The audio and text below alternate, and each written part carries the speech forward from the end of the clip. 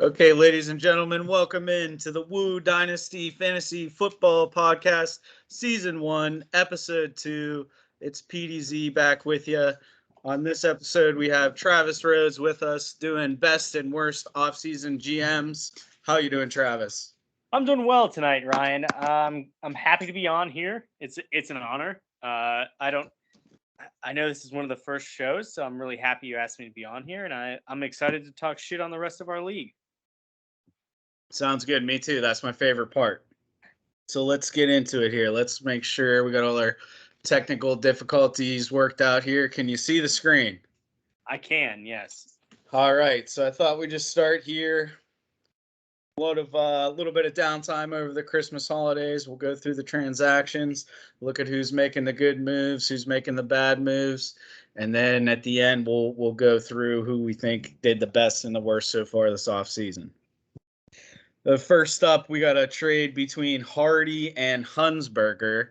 I like those two mixing it up. I did not want to see Huns get Deshaun Watson. I think he's going to tear it up this year when he comes back. But you have to think this is okay for Hardy.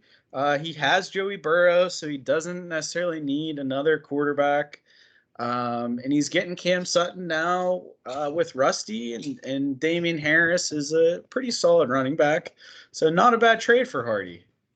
I think this is kind of a rare one that now that this is about 3 months, actually a little over 3 months later, I think this is a good trade for both guys. But at the time, it was a real risk for Hunsberger. He got real lucky that Watson danced through the raindrops. He's not going to get criminal charges. Probably going to be suspended 4 to 6 games, but overall not too bad. And Huns gets Tom Brady back, so he doesn't even need Watson to start playing. But Hardware got 2 starters for Deshaun Watson, and I think he'll be all right moving forward. Hardware's team should probably be hovering around the 6th spot again this year. Yeah, I think he mismanages that team, but we'll see. We'll see going forward. He's got more trades to come. Don't worry. Yeah, but Hardware, that's kind of par for the course for him of mismanaging teams. So. For sure. The only other thing I'd like to say on this one is that Huns, I'll take Watson now that you got Brady back, and Kenny Gainwell. I'd be willing to part with him for Deshaun Watson. Yeah, you mean Herschel Walker? All right, so next trade we got is between Huns and Red. Huns being active again. Travi, I think maybe you could just take this one away. I'm confused here. Yeah, Red just loves handcuffs. So I don't know. I guess he just saw that he knew he had Dobbins, knew Edwards was the backup. They're both hurt. So I don't really know what the draw here was, but he gave up a starting wide receiver for a backup. I know Allen Robinson had a down year, but he was going to be a free agent. Could have landed in a great spot, and well, guess what? He did. So he landed with future Hall of Famer Matt Stafford. So you can't wait for another podcast. Can't get much better than that. And then he gave him up for a guy who's probably going to get maybe 30 yards a game. Yeah, you have to question Red here. This again will be a common theme, I think, as we go through. But yeah. He gave up. I was trying to look up. He gave up a decent amount for Allen Robinson, I think. Like, let me see if I can find that out. Yeah, he gave up a second and a third, so not that much, but he basically gave a second and a third for Gus Edwards. Yeah. Yeah, I think that's all we need to get into. Yeah, that's about it. Now we're getting into the big blockbuster of the offseason. This was the biggest trade that this league has had so far. I'm curious to get your thoughts on this, Gotti, because I have a clear winner in this one. Interesting. Yeah, I think this will be good because I don't think we agree. I like what Tyler did here. He's given up a lot. I think you probably don't think that Trey Lance is any good, so that's why. But I still think he's going to be pretty nice. He's got a great system there in San Francisco, but I just think like Pitts in our league, Pitts is just phenomenal. He's like I don't even know if he's 22 yet. You're going to get to pencil him at tight end for a long time. I don't think he gave up that much. Hawkinson, Lions, I could do without that. And Gabe Davis, I mean, I think a nice piece, but one big game doesn't seal the deal for me. What do you think, Trav? I think he gave up he being Tyler gave up way too much to get Kyle Pitts. Sure, Pitts is going to be a top tight end for, I don't know, 10 years to come. But I don't think Trey Lance is that good because the 49ers don't think Trey Lance is that good. Uh, they started Jimmy G over him, who is about as average as you can get. He's not exciting. He turns the ball over some, but not enough to get benched. And Trey Lance didn't move the needle enough for them to say, you know what, let's start him. So I don't like him there. And then Tyler gave up a starting tight end. Now, sure, Hawkinson's not as good as Pitts, but he's going to be a top 12 tight end. And Gabe Davis could be the number 2 or number 3 guy, depending on what the Bills do in the draft. But he gave up 2 first-round picks that Neil ended up turning into other things to make his team better. So I do think that this was a great trade for Neil because it kind of kickstarted the rebuild of his team to where he is now a contender for at least a third place spot. Yeah, I'll definitely agree with that. I think, also too, so no free agent wide receivers yet to Buffalo. So if Gabe Davis is at number 2, that's a nice feather in the cap for Neil. And that's a good point. He's got these 3 pretty nice picks to help set him up to make some other moves in the future. So I don't hate it for Tyler, but yeah, I think pretty nice for Neil there to set himself up for more moves. So I think, he gets that tight end, and I know you like the Muth, right? So he probably approached you with that. I don't know, maybe you approached him. You could give us a little insider scoop on this one. I don't really remember, but I think I might have started it because I was interested in Pat because I knew Ben was retiring and I knew Mason Rudolph sucked and I knew bad quarterbacks love tight ends. Luckily for me, we got Mitch Trubisky, who is like Yep. 2 steps above Mason Rudolph, but he'll still love the tight end. So that kind of is a reason that I've been trying to move Darren Waller because I know Pat Fryermuth is going to be probably a 11 to maybe. Well, I'll give him a 10 to 14 tight end on the season. So like good enough, but not great. Right. Yeah, I think be careful there, Trav. You don't need to be giving away all your thoughts on the players. I don't want any other team members taking advantage or league members taking advantage there. But Well, hey, you guys can try to get Darren Waller, but nobody has, so I don't even care. He's on my team. So I mean, so you give up. I think I like this. I think I like this trade for you. You're giving up Galladay. I don't have much hope for him. And Carson was a, bag of used goods. I guess you had to send the first round pick. That's not ideal, but I like Fryermuth. Pollard's a nice piece. Maybe even takes over. James Washington, we'll see. I don't know. Maybe Mitchapalooza can No, get he's a perform free better. agent, Gotti, so he could sign anywhere. I'm gonna say he's not back in Pittsburgh. If you believe Des Bryant, he is going to Dallas. I would love to see him go to Atlanta, where he could be a number 1.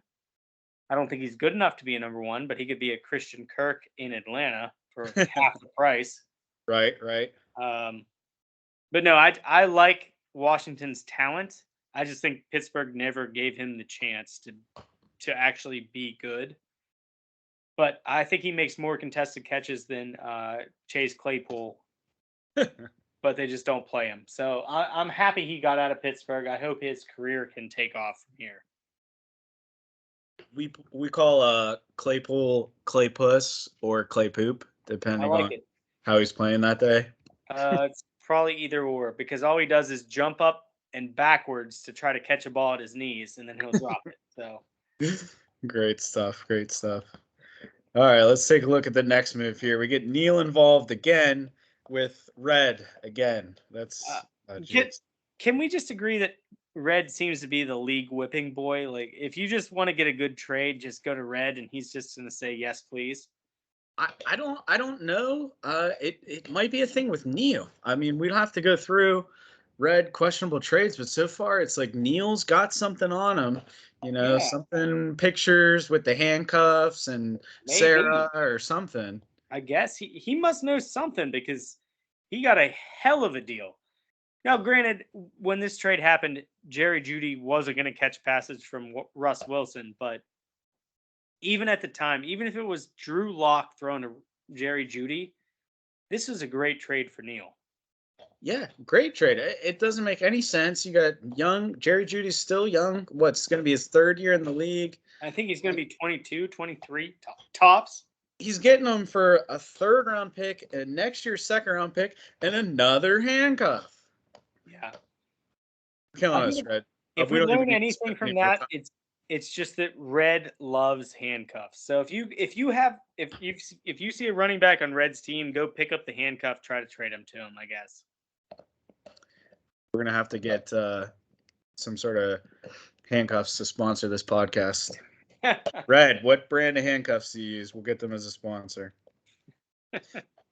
All right, moving right along. This is where I think that I like the Neil move with you because he was able to spin off Chris Carson and Galladay for a pretty nice haul here. Yeah. What do you think about this move, Hardy?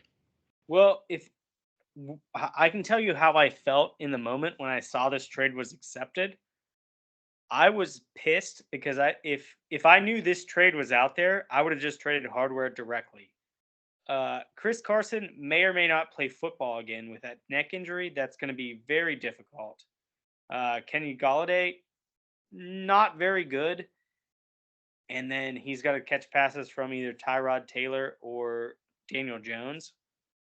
So Yep. if I only had to throw in a decent-ish wide receiver for Hilaire, Tony, and a first round pick, that is I think it's the 105, if I'm not mistaken. Yeah, I would have did that. So this is a terrible trade for hardware. And I'm pretty sure the entire league agrees. 100%, 100%. I mean, I could see the trade because I think DJ Moore is like an undervalued dynasty asset, still just 24. And hopefully at some point, like maybe Watson goes there, they get somebody that can get him the ball. I could see him having a big season. And Galladay, I mean, he can't be as bad as he has been, can he? It's No, Danny well, Dimes, I know, but geez, so like I can kind of see it. But then Hardy throws in a first round pick on top of it. I don't understand that. not Neil only should have been giving him a pick.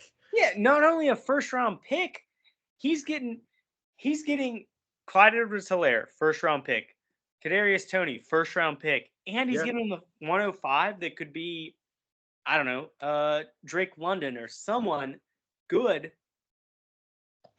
It's kind of unreal.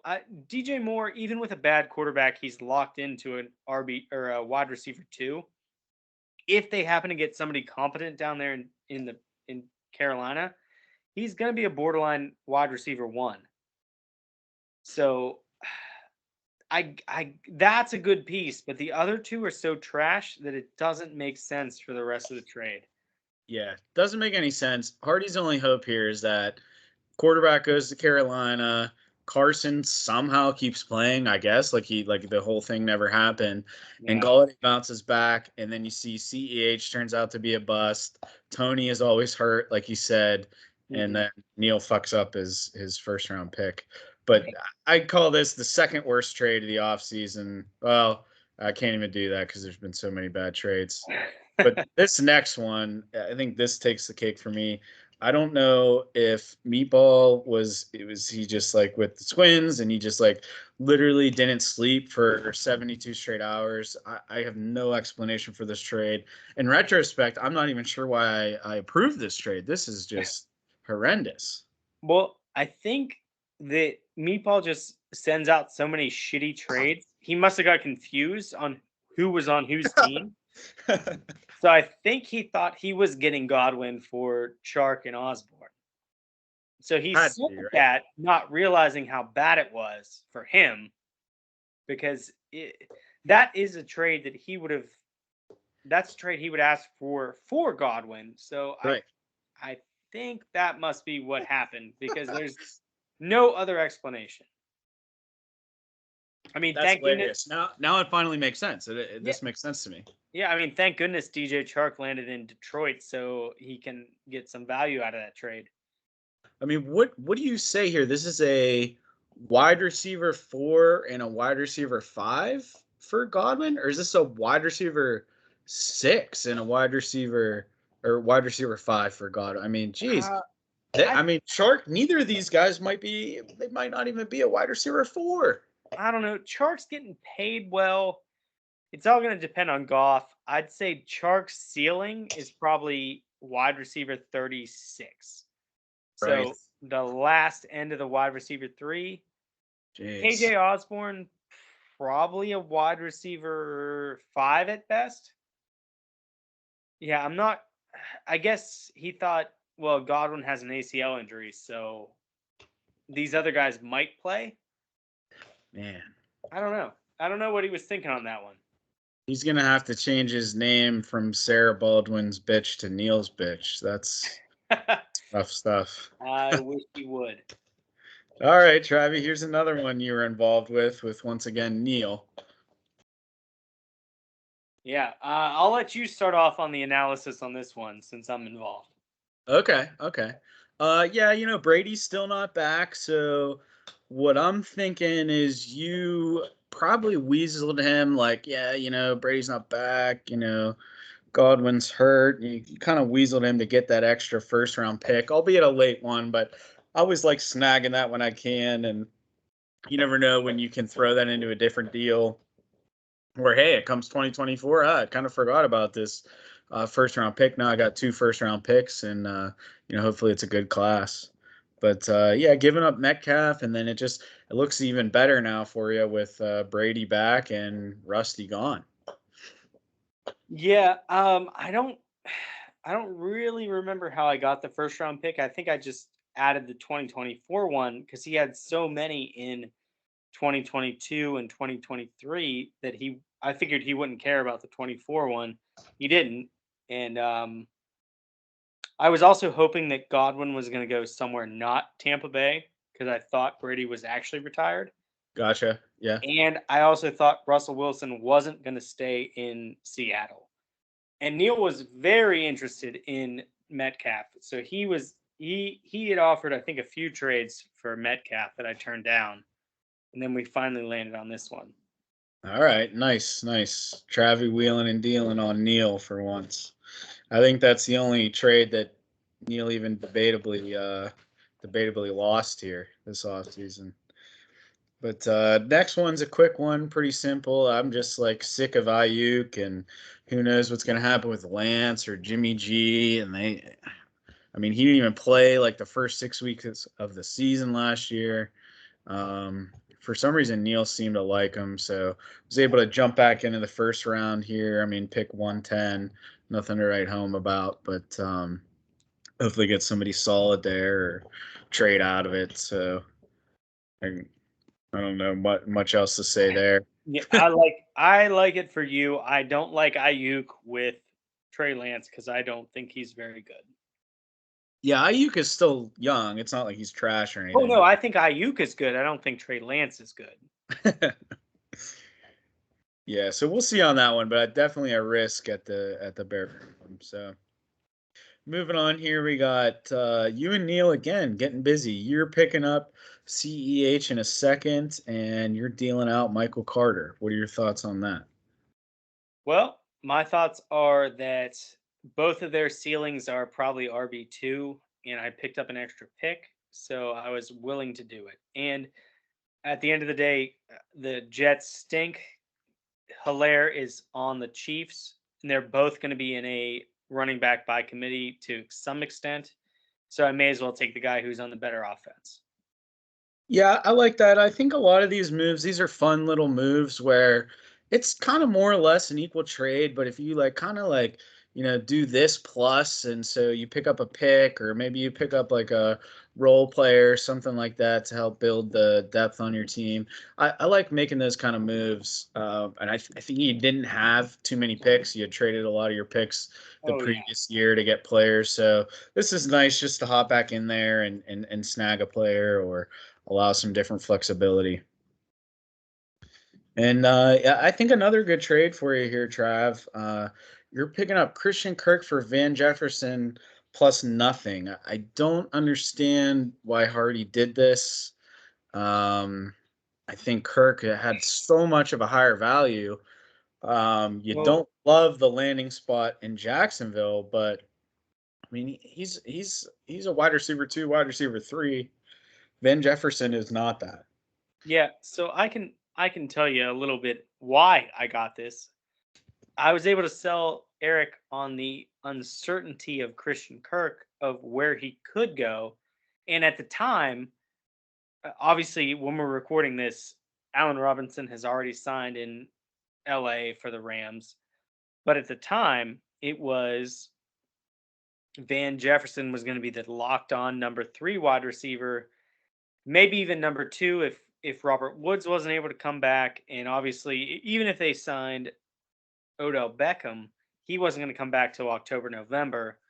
So Hardware liked the idea that Van Jefferson was going to be involved in the Rams offense, and Christian Kirk could have gone to a shitty situation. Now, I traded for Kirk hoping he would go to a good situation like the Chiefs or the Bills. He got the Jaguars. He got paid like he is one of the best wide receivers in the league. He is not, but he should get targets manufactured to him just based on that alone, that they're paying him too much to not give him 10 targets a game. Yeah, I couldn't agree more. This is just a great little trade for you. I mean, sending off like kind of nothing for which should be a pretty usable player. I mean, Van Jefferson, we got deep benches. He could even be dropped next year, depending on how things go out there. Well, if they sign OBJ, he probably should be dropped Yeah, exactly. eventually. So you swindled Hardy. I hope he listens to this and here's that. But here's probably your least favorite offseason trade here. Red is giving up Gus Edwards, yeah, whatever, but J.K. Dobbins, like seemingly like his favorite player ever, Ohio State running back. Yeah, that's I don't baffling. understand this move. I circled Dobbins on his team multiple times when I was looking for possible trades, and I thought there's no way Red will give up Dobbins for anything less than a king's ransom because he is Ohio State's favorite son. But here he is giving him away for pretty much just a Salvation Army takeaway. Like Rondale Moore, he is probably nothing more than a gadget player. He's gonna catch some screens. He's gonna catch some slants. He'll take a couple to the house, but he's never gonna be that important. And then Red got some picks that also aren't important. That 2023 first round pick is probably going to be a late round pick based on Neil's team, so not great. I don't know. I don't know what Red's doing.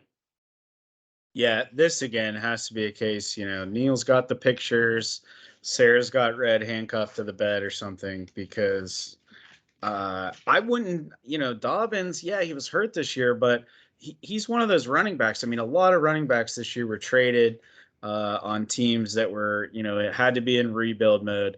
The common thing was like 2 first-round picks, 2 first-round picks. So I'm thinking Dobbins has to go for 2 first-round picks, and he's trading him for 1 first-round pick. a second round pick. Rondell Moore is probably a second round pick. I mean, currently the wide receiver 2 there, but I can't imagine that stays. So, and then add in the fact that Red loves Dobbins. This one was puzzling. There has to be something there.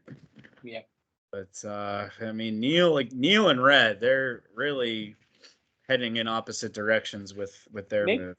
maybe Red said he's going to split the winnings with Neil whenever Neil wins or something. I don't know.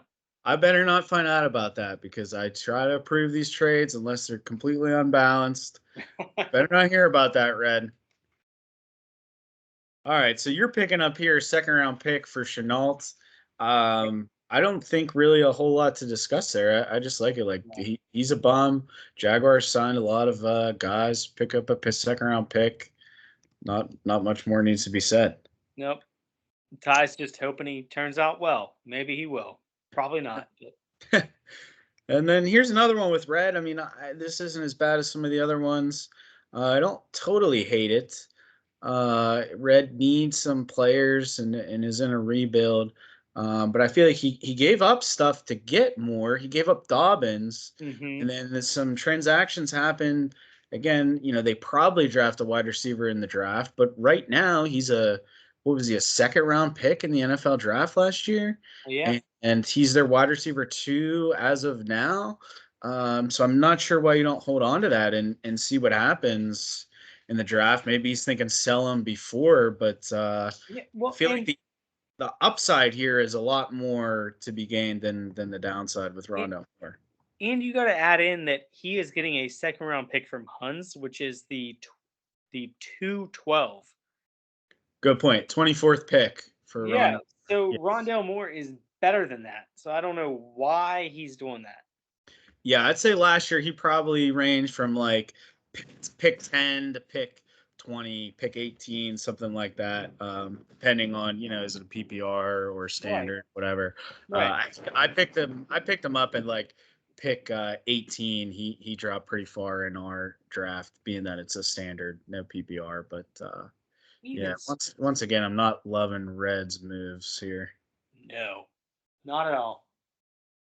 All right, then this looks like we got a glitch here, but this was a nice to know you're alive from DC, Meatball and DC swapping $50 of fab. So real exciting stuff there. I can't believe we even just talked about that on this pod. But Yeah. happy to see DC actually made an appearance in the transaction log this year. And I'm glad to see that Meatball actually made a trade that was accepted. So that's also nice. Yes, he doesn't typically start out with a strong offer. No. So I don't know what DC did to get him down to an even trade, but good for him. Yeah. Something tells me Meatball just sent it to him like that. So, all right, Trav. With all that said, who are you calling our best GM of the offseason? Well, I think the best GM of the offseason, it's easy. I don't think that anybody can debate this. It's Neil.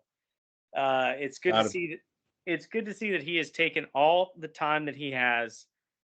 He works 24-hour shifts for the Pittsburgh firefighters, so it's very nice to see that he uses that time wisely and is trying to swindle Red in trades. But he did a good job. His team is now, I would say, his team is probably a top 3 team in the league, barring injury.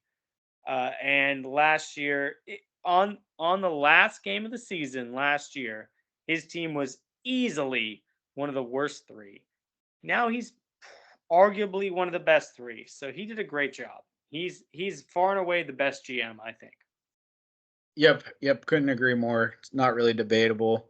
Just for the fans out here, we'll try to go through Neil's team. Josh Allen, obviously, this is from last year. Josh Allen, obviously, nice. He's got Barkley. I mean, he was starting Tony Pollard as his RB2. DJ Moore, nice player. Marvin Jones, come on. KJ Osborne. Okay, he had Kyle Pitts, obviously, who we traded away. Westbrook Akini from the Titans. I mean, Jesus. Rondell Moore. Jalen Hurts and Trey Lance on the bench. Okay, like those guys. Devontae Booker, Javonte Williams, Cam Akers. So obviously that's a nice piece to add in. James Washington, N'Keal Harry. I think he might even be dropped. He's not even owned in our league. Skoronsic, Fryermuth. I mean, just a terrible, terrible team. Yeah.